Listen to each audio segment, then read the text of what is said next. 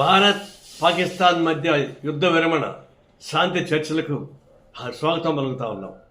ఇది ఒక విధంగా ఎప్పుడైనా యుద్ధం అనేది మానవాళికి వ్యతిరేకమైంది.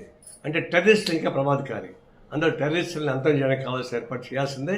అది రేపు బయలేటర్ డిస్కషన్లో కూడా పాకిస్తాన్ భారతదేశ మధ్య చర్చల్లో కూడా ఎవరైతే పహల్గామ్లో దాడికి ప్లాన్ చేశారో ఆ టెర్రరిస్ట్ని వెనక్కి తీసుకురావాలా.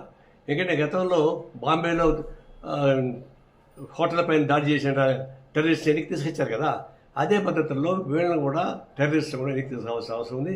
దాన్ని బయట డిస్కషన్ పెట్టాలి. ఇంకొకటి, ఇప్పుడు శాంతి చర్చలు కొనసాగిస్తున్నాయి కదా, మరి ఒకప్పుడు నేను చెప్పిన దాన్ని నాకు నారాయణ పాకిస్తాన్కి పంపించాలని చెప్పేసి కొంతమంది బీజేపీ నాయకులు అవాక శాఖలు వాగారు. ఇప్పుడేమంటారు? ఇప్పుడు మోడీని పంపించాలన్నా పాకిస్తాన్కి?